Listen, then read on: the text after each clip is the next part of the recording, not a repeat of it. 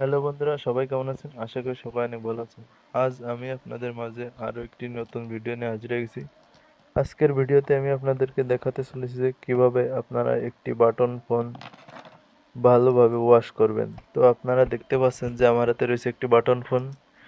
এই বাটন ফোনটির সমস্যা হলো যে নদী পার হতে গিয়ে নৌকা ডুবে গেছে এবং বাটন ফোনটি যেহেতু পকেটে ছিল তাই বাটন ফোনটির ভিতরেও প্রচুর পরিমাণে পানি ঢুকেছে।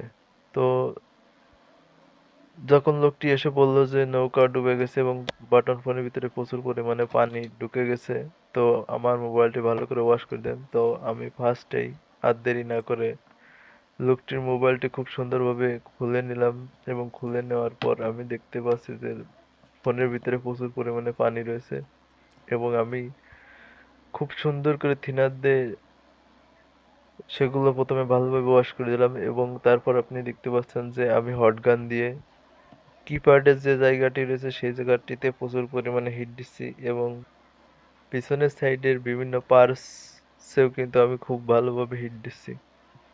তো আমি যখন ফোনটি খুললাম, খোলার পর দেখলাম যে ফোনের ভিতরে পানিতে ভরপুর ছিল। তো আমি ফোনটিকে ভালোভাবে হিট দিয়ে নেবো যাতে ফোনে কোনো পানি অবশিষ্ট না থাকে।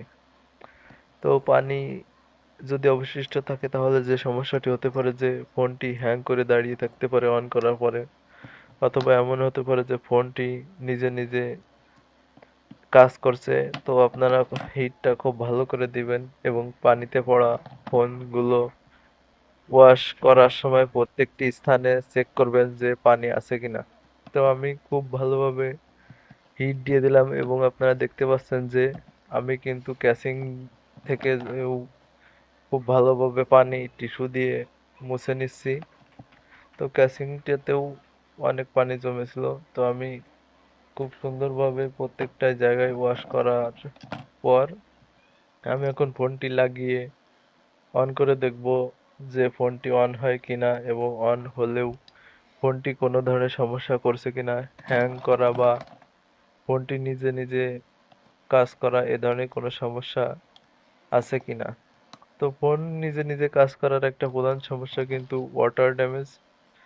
তো ওয়াটার ড্যামেজ হওয়ার কারণে ফোনের ভিতরে লাইনগুলো এক হয়ে যায়, যার কারণে ফোনটি কিন্তু নিজে নিজে কাজ করে। তো আপনারা দেখতে পাচ্ছেন যে আমি বাটনের কার্বনটি ভালোভাবে লাগিয়ে নিলাম এবং লাগানোর পর আমি যেটা করব সেটা হলো যে উপরের ক্যাসিংটি আমি আগে লাগাচ্ছি না, কারণ আগে আমি চেক করব যে ফোনটিতে কোনো সমস্যা আছে কিনা।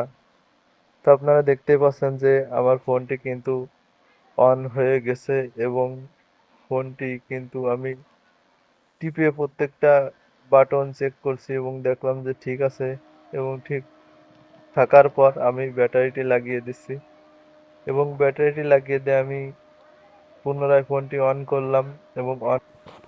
তো আজকে ভিডিও পর্যন্তই।